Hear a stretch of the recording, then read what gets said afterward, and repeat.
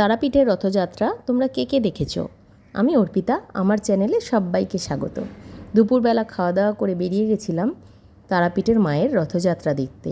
একমাত্র ভারতবর্ষের মধ্যে মনে হয় শুধু দেবীর রথ এই তারাপীঠেই বার হয়।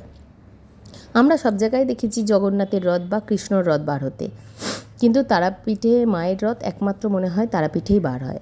কোনো দেবীর রথ আমি কোনোদিনও দেখিনি বা শুনিনি, এবং ওখানের মানুষদেরও বলতে শুনছিলাম যে ভারতবর্ষের মধ্যে একমাত্র দেবীর রথ এই তারাপীঠ মন্দির থেকেই বার হয়।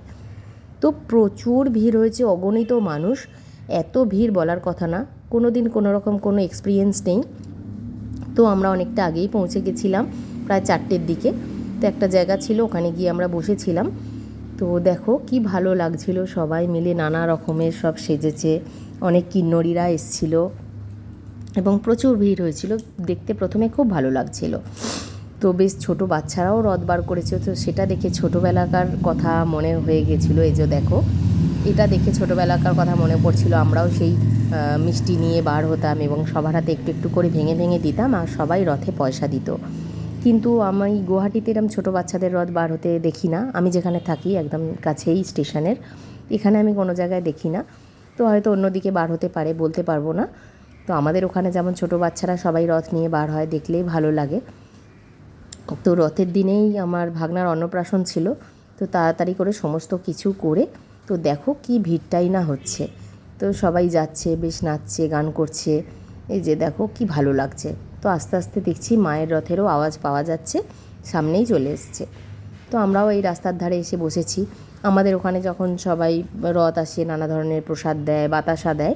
এখানে দেখলাম সবাই লজেন্স ছোঁড়াছুড়ি করছে, বয়াম বয়াম লজেন্স নিয়ে আসছে, এবং সবাই সব বাচ্চাদের দিকে, বড়দের দিকে সব লজেন্স ছুঁড়ছে এবং লজেন্স দিচ্ছে। দেখো মায়ের রথ চলে এসছে। এত বাজে এক্সপিরিয়েন্স, মানে কি বলবো, ম্যানেজমেন্ট এতটাই খারাপ, মানুষ পড়ে যাবে, পায়ের তলায় পিষে যাবে, মানে সেই রকম অবস্থা। তোমরা দেখলেই বুঝতে পারবে। মানে বাড়ির লোক ভাবছে যে হয়তো আমরা চাকার নিচে পিষেই যাব, নাকি মানুষের পায়ের নিচে পদপিষ্ট হয়ে মারা যাব, মানে এই রকম অবস্থা।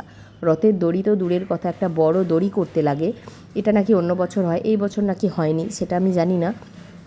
এত ছোট দড়ি কতজন মানুষ ধরবে? দুদিকে যদি সুন্দর করে দড়ি দিয়ে করা হতো, আমার মনে হয় অনেকটা সুন্দর এবং সবাই স্বাভাবিকভাবেই রথ টানতে পারতো। তো যাই হোক, রথের দড়ি ধরতে পেরেছিলাম। তো এই অভিজ্ঞতা নিয়েই বাড়ি ফিরে যাচ্ছি। তো কেমন লাগলো তারাপীঠের